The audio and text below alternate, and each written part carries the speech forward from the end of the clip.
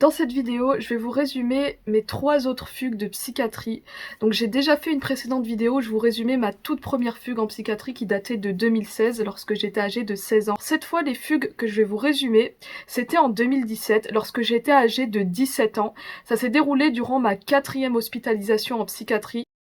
Petite parenthèse, je précise juste que le montage de cette vidéo n'est pas top tout simplement car au moment où je filmais, j'ai rencontré plein de problèmes, ce qui fait qu'à chaque fois j'ai dû filmer à plusieurs reprises différentes et donc j'ai énormément galéré. Pour vous résumer un peu le contexte dans lequel j'étais sans trop rentrer dans les détails parce que j'ai une histoire vraiment très compliquée, je souffre d'une maladie à l'estomac et malgré que j'avais un diagnostic, pendant des années et des années, j'ai subi des maltraitances médicales, des erreurs de diagnostic, des injustices, bref, plein de choses qui ont fait que je suis restée dans l'errance médicale. Je n'avais pas les soins appropriés, les médecins voulaient tout le temps tout lier à mon mental et à chaque fois que mon état de santé nécessitait une hospitalisation, on me mettait d'office en psychiatrie. Je souffrais énormément. On pouvait rien faire pour apaiser mes symptômes, je devais à chaque fois apprendre à vivre avec mes douleurs. En plus de souffrir moi-même, je faisais également souffrir mes proches. Donc la situation était juste insupportable. Ça faisait déjà presque 4 ans de vomissements chroniques et donc j'ai fait une tentative de suicide. Suite à cette tentative de suicide, mes parents m'ont emmenée aux urgences.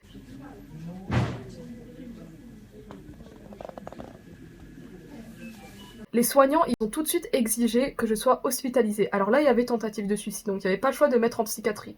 Sauf qu'ils voulaient me mettre dans un service que je connaissais déjà. C'était en secteur fermé, dans un service qui était ultra strict. J'y étais restée contentionnée pendant 1 semaine là-bas, sans absolument aucune raison valable. Cette hospitalisation n'avait aucun sens, du coup j'étais sortie contre avis médical. Là, clairement, c'était pas possible pour moi de retourner dans un tel service. Mes parents, ils étaient pas d'accord que je sois dans ce service psychiatrique. Du coup, en vue du refus de moi et mes parents, sachant que j'étais mineure, le médecin aux urgences a contacté le juge des enfants. Et là, le juge des enfants, il a estimé que j'étais en danger, donc il a imposé une hospitalisation sous contrainte. Et c'est là qui fait toute la différence de mes autres hospitalisations. La sous contrainte, c'est quand on est hospitalisé de force. C'est une hospitalisation qui va se faire sans le consentement du patient. Ça veut dire ni toi, ni tes parents, ni tes médecins qui te suivent ne peuvent te faire sortir de là. Donc c'est absolument au procureur qui a imposé ta sous contrainte, qui doit lever la sous contrainte pour rendre l'hospitalisation moins stricte. C'était sûr que j'allais plus pouvoir sortir contre avis médical comme mes autres hospitalisations. Et du coup, on m'a remise dans le secteur fermé. Et je crois qu'il n'y a pas pire comme service psychiatrique que les secteurs fermés. Qu'est-ce que c'est qu'un secteur fermé? C'est fait principalement pour des personnes qui sont sous contrainte. Ce sont des services qui sont ultra stricts. Les patients, ce sont des cas très lourds. J'ai été hospitalisée le 13 juillet 2017. J'étais mineure et c'était un service pour adultes, donc il y avait que des adultes qui avaient la quarantaine. Je me sentais vraiment pas trop à l'aise. Le service était petit et surtout il n'était pas du tout agréable. Il faisait super peur. Tout était jaune dans ce service. Récemment, j'avais rendez-vous dans l'étage psychiatrique et donc je suis repassée devant le service en question. J'en ai donc profité pour vous faire des photos et des vidéos, sauf qu'elles sont très mal faites, étant donné que j'étais en pleine crise de panique. Ce fut un choc pour moi de revoir ce lieu-là, mais bon, on va dire que vous montrer ça, c'est mieux que rien. Certes, c'est que des photos qui montrent l'extérieur, l'entrée du service, ça ne montre pas l'intérieur, mais au moins je pense que ça vous donnera une idée à peu près de comment était le service.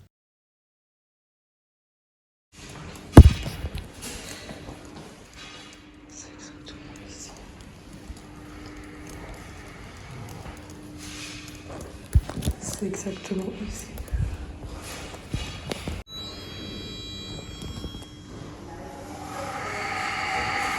J'étais dans une chambre destinée à l'isolement. Il n'y avait qu'un seul lit, j'avais pas le droit au coussin, j'avais le droit qu'à un drap tout fin et le lit avait des sangles au cas où si je fais la moindre connerie, on m'attache direct. Ça puait, la chambre puait l'urine. Il y avait la peinture des murs qui était tout arrachée et les plafonds qui étaient tout cassés. La chambre faisait vraiment peur. Cette hospitalisation, il y avait tous les clichés de la psychiatrie qui entraient dedans, tous les clichés. J'ai jamais vu une chambre en psychiatrie comme ça. Physiquement, les autres services psychiatriques qui étaient dans ce même étage étaient tout à fait convenables, mais celui-là, physiquement, ça nous mettait pas à l'aise du tout. Vraiment, cette hospitalisation, je l'ai vécue comme de la prison. J'avais pas le droit aux visites, les seules visites que j'ai eues, ils étaient surveillés par des soignants. J'avais droit à aucun de mes affaires, rien du tout. Ni portable, ni vêtements, je devais constamment porter la tenue bleue de l'hôpital.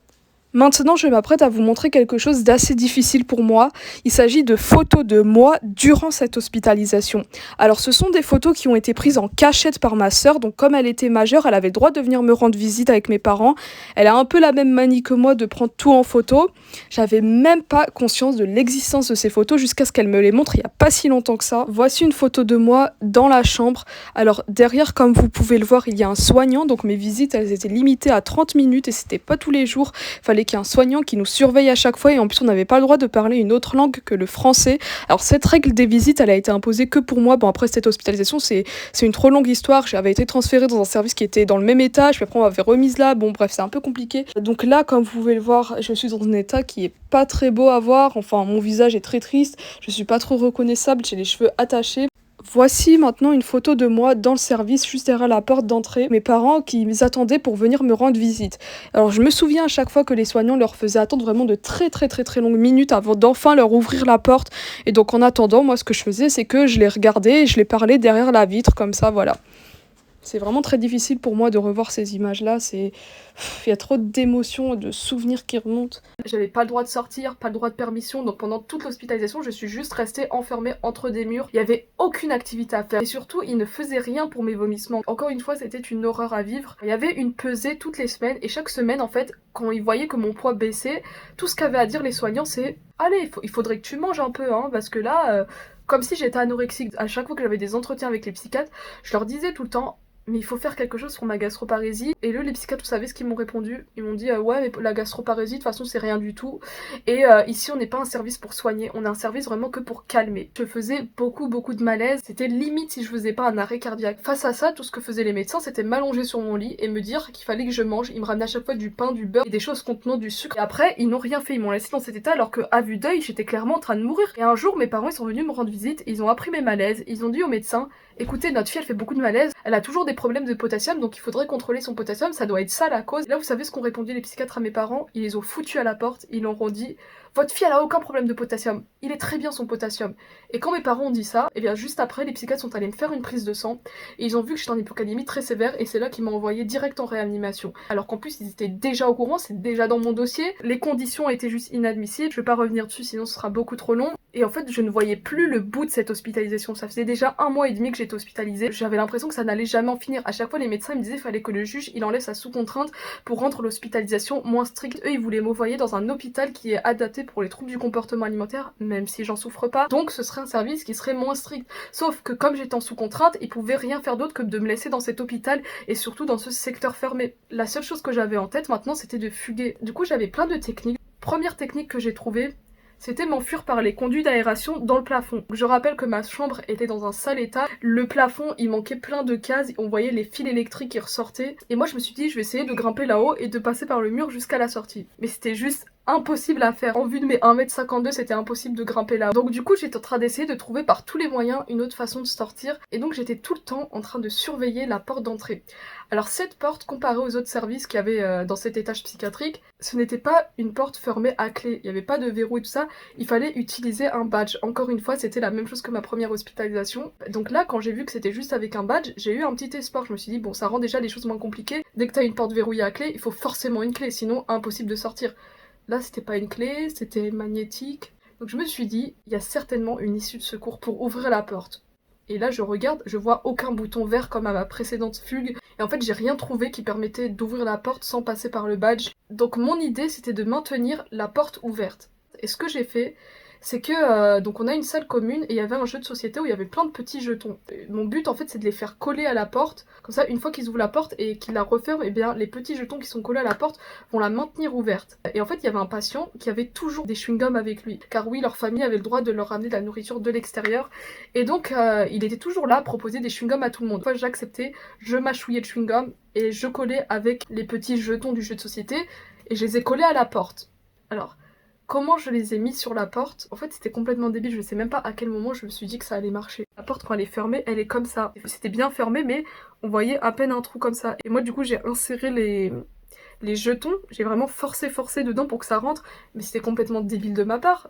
Parce que si j'ai réussi à forcer les jetons qui rentrent dans le trou et que la porte est toujours fermée, c'est pas en l'ouvrant et en la refermant que cette fois elle allait rester ouverte. Mais moi j'avais eu beaucoup d'espoir sur ces jetons là qui gardent la porte ouverte. Donc à chaque fois qu'un soignant rentrait et sortait, j'allais tout de suite après eux pour voir si la porte était restée ouverte. Et là bien évidemment elle était toujours fermée. J'ai continué à guetter la porte absolument tout le temps. Et puis un jour j'ai remarqué qu'il y avait un petit problème avec la porte.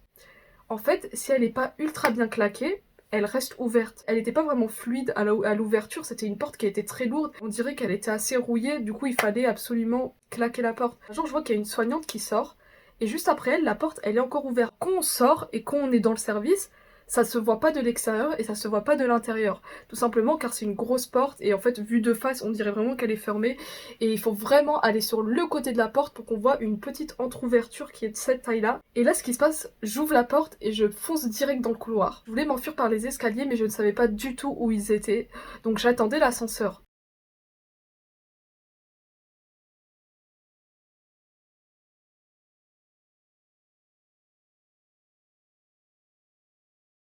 Puis là l'ascenseur est là et je rentre dedans.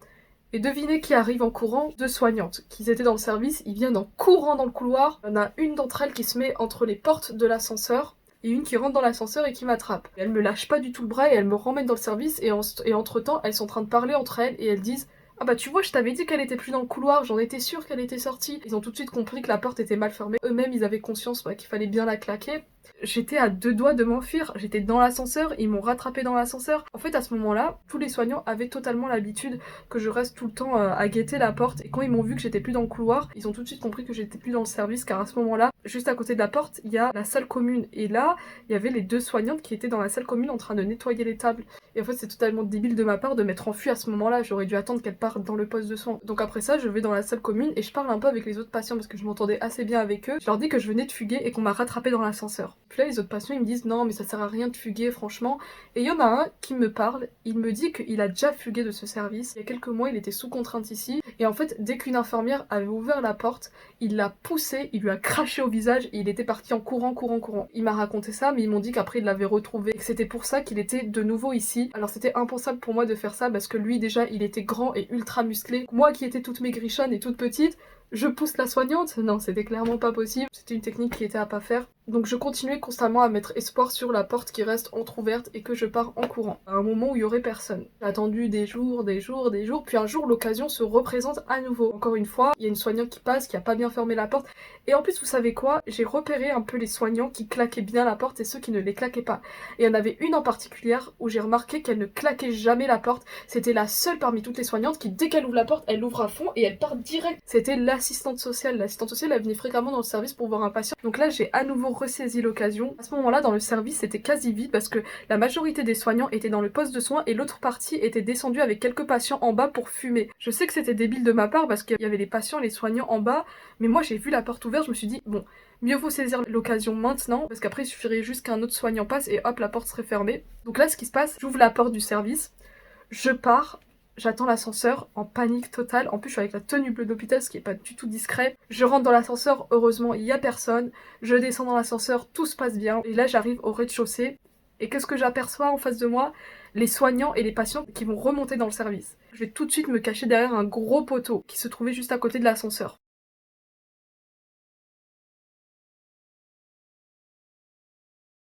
Et du coup, eux, quand ils tournaient par là, moi je tournais par là, pour que je ne sois pas dans leur champ de vision. Ils attendaient l'ascenseur et moi je regardais comme ça. Une fois qu'ils sont rentrés dans l'ascenseur, je pars direct vers la sortie. Donc j'ai fait cette vidéo juste pour vous montrer à peu près le trajet que j'ai pris. Alors là, l'endroit où je marche, c'est toujours au sein de l'hôpital. Et vous voyez le poste ici, eh bien c'est là où il faut passer la sécurité.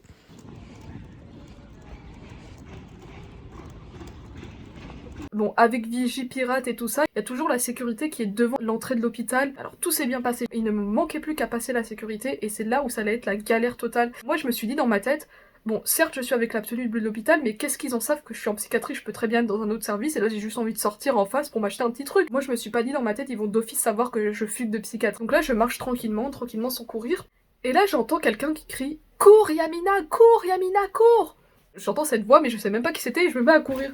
Et là, derrière moi, il y a la sécurité qui m'attrape. Je précise juste que j'étais en claquette, donc je pouvais pas énormément courir avec ça, et en plus j'étais hyper fatiguée. Et ensuite, il y avait deux messieurs de la sécurité. Il y en a un, il part, et il me laisse qu'avec l'autre. Il me tenait le bras, il m'a serré au maximum, ça faisait hyper mal. Et il m'a dit: t'es dans quel service? Je vais te ramener dans ton service. Là, je lui dis: non, m'emmenez pas, s'il vous plaît. Ensuite, il a contacté le service psychiatrique. Ils leur ont dit: est-ce qu'il vous manque pas quelqu'un dans le service et tout ça? Ils ont remarqué que j'étais plus là, donc ils leur ont dit oui, qu'il manquait une personne et que c'était moi. Et donc suite à ça, le monsieur de la sécurité m'a remonté dans le service. Une fois qu'on arrive devant la porte du service, le monsieur de la sécurité me dit: Ah, c'est là que t'es hospitalisé, je comprends maintenant pourquoi t'as fugué. Allez, courage. Même lui a compris à quel point c'était horrible ce service. Ce qui s'est passé après ça, c'est que les soignants m'ont de suite mis en isolement. Donc on m'a direct mis dans la chambre, on m'a enfermé à clé. Le pire c'est qu'à ce moment-là, mes parents avaient un entretien familial, donc je pouvais pas les voir, mais ils étaient avec les médecins dans les bureaux. Plus tard, j'ai appris que mes parents ont voulu me voir après leur entretien et que les soignants leur ont dit que je faisais une sieste et que j'étais fatiguée. Alors que je venais de fuguer, qu'on m'avait enfermée en isolement, ça ils l'ont pas dit à mes parents. Après ça, je suis pas restée en isolement longtemps parce qu'ils m'ont libérée lorsque c'était l'heure du dîner. Et là, il y a un patient qui vient me voir et qui me dit c'était moi qui t'a dit courir Yamina, tu vois, je t'avais dit de courir. Il était mort de rire, il faisait que raconter ça à tous les patients, il disait elle courait avec ses claquettes et la sécurité il l'a attrapée. Bon après c'est vrai qu'on en a beaucoup ri avec les autres patients et tout ça. Et en fait ce patient il était dehors avec sa mère à ce moment-là, sa sous-contrainte avait été levée et dans les jours qu'ils allaient venir, il allait sortir, donc il avait le droit aux permissions au sein de l'hôpital. Du coup les autres patients m'appelaient à chaque fois la petite fugitive. Donc suite à ça j'ai quand même continué à guetter la porte, mais là les soignants ils étaient plus contents. À chaque fois qu'ils me voyaient aux alentours de la porte de sortie, ils me disaient tu arrêtes de rester là, tu vas dans la salle commune ou sinon on te garde que en isolement.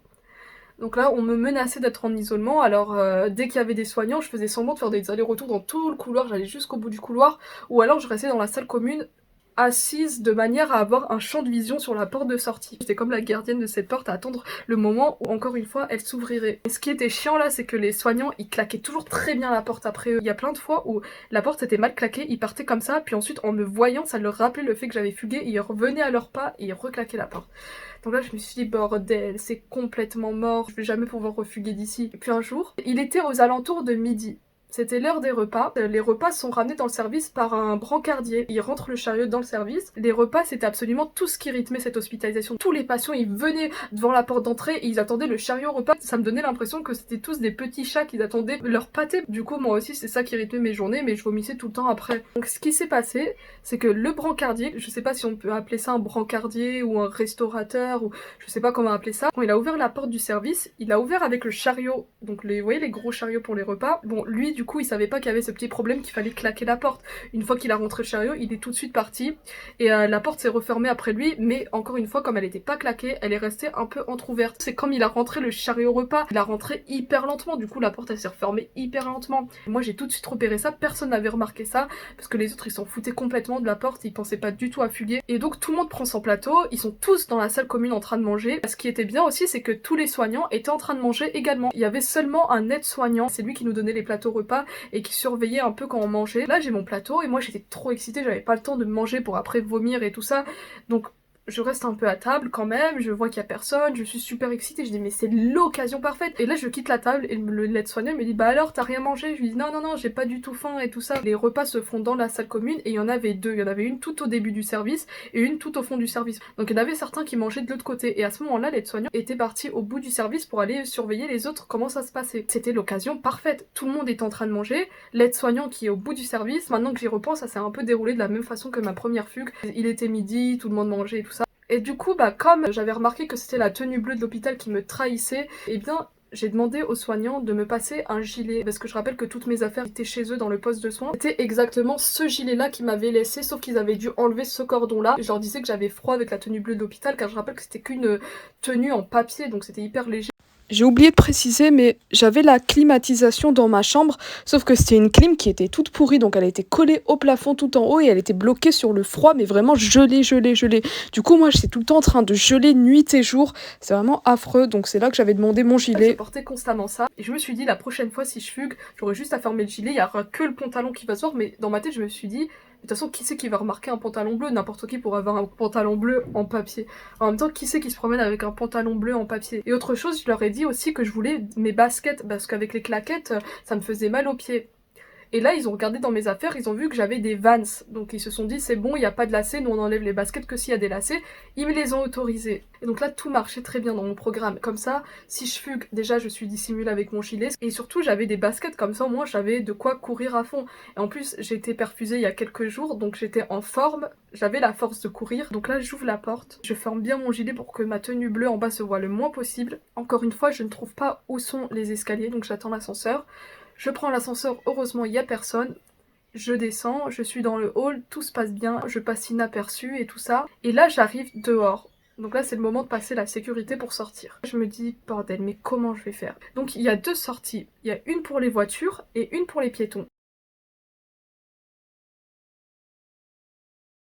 Je me suis dit, je vais pas passer par celle des piétons parce que je dirais que me faire prendre. Je vais passer par celle des voitures, on va moins me voir. Donc je mets ma capuche, j'avance comme ça avec mon gilet, et là je suis interpellée par un monsieur de la sécurité. Il me dit, tu vas où comme ça? Dans ma tête, je me suis dit, bordel, mais j'ai pas fait tout ça pour que c'est ce monsieur de la sécurité qui m'arrête jusque-là, n'en est pas de question. Et là, je suis totalement en panique et je lui réponds, j'ai une permission. Et là, il me dit, montre-moi ton papier de permission. Et là, vu que j'avais aucun justificatif, en plus, en principe, quand on est en permission, on n'a pas de justificatif, enfin bref, c'était clair qu'il me croyait pas parce que j'étais avec la tenue bienvoyante de l'hôpital, malgré que j'avais mon gilet. Donc là, je cherche pas à lui répondre et me casser la tête, je prends direct la fuite. Je passe, en fait, il y avait des barrières et moi, je passe sous la barrière. Et là, le monsieur de la sécurité, il m'a attrapé par mon gilet. Donc il est en train de me tenir, en fait, lui il tirait, moi je tirais, j'étais comme ça, on tirait. Et puis à un moment, je pense qu'il l'a clairement fait exprès, parce que, attendez, moi je rappelle toutes mes grichonnes, 1m52, lui, vous voyez un peu les silhouettes des agents de sécurité, il était ultra grand, ultra balèze, et clairement, il avait la force de carrément me porter et de me ramener dans le service. Mais je pense qu'il a un peu fait exprès de me lâcher, parce que je pense qu'ils ont conscience qu'il y a une jeune fille qui s'enfuit du secteur fermé. Il a dû clairement avoir de la peine, je sais même pas. Je saurais clairement jamais s'il l'a fait exprès ou pas, mais il a lâché mon gilet. Il a pas lâché genre hop, il m'a lâché. Moi je tirais, sa main en fait j'essayais de détacher ses doigts et puis à un moment il s'est détaché. Je n'arrive pas à savoir si c'est moi qui ai réussi à détacher ses doigts ou si c'est lui qui a un peu fait exprès de me lâcher. Donc du coup comme il y avait, vous voyez avec la force, l'autre qui tire, moi qui tire, l'autre qui tire, je suis tombée au sol. Donc là je m'éclate au sol et je me relève de suite et je pars en courant. Et là j'ai couru comme jamais j'ai couru de ma vie. Et le monsieur de la sécurité l'a pas cherché à me rattraper. Il y a quelques jours, j'ai pris cette photo de l'endroit exact où je me suis fait attraper par la sécurité. Donc vous voyez cette barrière ici, je suis passée juste en dessous. Et c'est derrière la barrière, à cet endroit où j'ai mis le poing, que le monsieur de la sécurité m'a attrapé par mon gilet. Et puis là, lui, il tirait derrière la barrière, moi je tirais. Et jusqu'à ce que je m'éclate exactement ici où j'ai mis la flèche. Et ensuite, je continue ma route tout droit. Donc c'est exactement où il y a le monsieur de la sécurité où je suis tombée. Et après, j'ai continué ma route par là. Au moment où je courais, il y avait quelqu'un qui n'arrêtait pas de crier mon prénom. En fait, j'ai appris plus tard que c'était une fille que je connaissais, qui avait vu toute la scène, qui m'avait tout de suite reconnue, mais moi j'étais paniquée. Je pensais réellement que c'était une soignante qui m'avait repérée. J'ai couru sans même me retourner, j'ai sprinté. D'ailleurs, j'ai essayé de faire une reconstitution pour vous raconter ce qui s'était passé sur TikTok. Donc voilà la vidéo que j'ai fait. C'est exactement comme ça que ça s'est passé. Donc moi je courais sans même me retourner et je pensais réellement qu'il y avait quelqu'un qui courait derrière moi. Et à un moment je vois une voiture noire qui passe. Et comme c'est une voiture qui est toute noire, je me suis dit c'est sûr c'est la voiture de la sécurité. Et alors que pas du tout, il y avait personne qui me courait après. Et moi je cours. C'était tellement pas discret, tout le monde me regardait parce que j'étais avec une tenue qui sortait en bas, je cours. Voilà, les gens, je pense qu'ils avaient conscience que là, j'étais en train de fuguer clairement. Je précise que j'habite à même pas 10 minutes à pied de l'hôpital et là, en courant, j'y suis arrivée à même pas 5 minutes. Mais j'ai vraiment cru que j'allais mourir. J'étais au bout de ma vie en train de courir. Et en plus, vous savez, les rues étaient pleines de caméras de surveillance. Donc il y a forcément les caméras de surveillance qui m'ont filmé du début de l'hôpital jusqu'à chez moi en train de courir. Et moi, je me suis toujours dit, ça pourrait être marrant si un jour je pourrais voir ces caméras de surveillance, moi en train de courir. Donc ça veut dire quelqu'un quelque part a sûrement vu ces caméras de surveillance, sûrement la police. Et c'est peut-être encore présent dans les archives des caméras de surveillance de ma ville. Enfin bref, j'arrive devant mon immeuble et là je sonne dans l'interphone. Et il y a ma mère qui dit « Oui, c'est qui ?» Et là je lui dis « C'est Yamina !» Elle me fait quoi? Yamina? Entre. Elle a tout de suite compris ce qui s'est passé, je débarque à la maison, je fais ouais, j'ai fugué d'hôpital. Elle est tellement impressionnée à chaque fois que je fais quelque chose. J'ai fait tellement de choses qui sortent toujours du lot, on va dire. Donc là, ce que je fais, c'est que j'enlève tout de suite la tenue bleue d'hôpital, je la jette à la poubelle, je prends une douche et je mets mes vêtements, je retrouve ma chambre, je retrouve mon chat surtout que j'ai pas vu depuis presque 2 mois. Oh, ça faisait tellement du bien. C'était le paradis de retrouver enfin son chez-soi. Dès que je courais, je sentais en moi le vent de liberté. On dirait vraiment que je venais de sortir de prison. Il n'y avait pas plus belle sensation que de sentir la liberté. Et rien ne pouvait être mieux que ça. À l'hôpital, ils ont remarqué que j'étais plus là, donc ils n'ont fait que appeler au fixe. Et mes parents leur parlent, et les soignants leur disent il faut absolument que vous la ramenez à l'hôpital. Si vous voulez pas le faire, vous téléphonez aux pompiers. Je me suis dit je suis sous contrainte, ils vont forcément ramener les pompiers et tout. J'avais ultra peur. Mais en fait, à ma grande surprise, la psychiatre m'a informé au téléphone que la sous-contrainte a été levée depuis déjà 2 jours. Ils m'avaient même pas informé de ça. En fait, ils m'ont dit que ma sous-contrainte était beaucoup trop stricte, que le service n'était pas adapté pour moi et que pour me transférer ailleurs, ça ne pouvait pas se faire à cause de la sous-contrainte. Donc ils ont dit au procureur que j'allais mieux. Ils ont un peu menti pour que ça rende l'hospitalisation plus agréable. Donc le procureur a enlevé la sous-contrainte. Donc ce qui fait que là, plus personne ne pouvait me forcer à retourner à l'hôpital. Après ça, ma soeur est partie à l'hôpital pour chercher mes affaires. Ils ont refusé parce qu'ils voulaient absolument que je revienne. Et puis c'est qu'une semaine après, ma soeur est retournée à l'hôpital et que cette fois ils lui ont bien donné tous les affaires. Bon voilà, c'est tout pour ces 3 fugues-là qui se sont déroulées durant la même hospice. La première, je me suis fait rattraper dans l'ascenseur. La deuxième, je me suis fait rattraper par la sécurité. Et la troisième, ce fut enfin la bonne. Jamais 203 comme on dit. Je vous les ai racontés comme ça a pas l'air ultra ouf, mais vraiment l'avoir vécu, c'était extrême pour moi, c'était quelque chose vraiment d'impressionnant et de vraiment super flippant. J'espère ne pas avoir oublié de choses importantes. Après cette hospitalisation, j'ai rencontré des psychiatres 1000 fois pires qui encore une fois m'ont fait subir des choses inadmissibles. Il s'est passé beaucoup de choses, mais contrairement à ma première fugue, celle-là, ce fut clairement une bonne décision pour moi. Je regrette pas du tout d'avoir fugué de ce service-là qui était une horreur et qui m'a jamais aidée. Du coup voilà, c'est tout pour cette vidéo.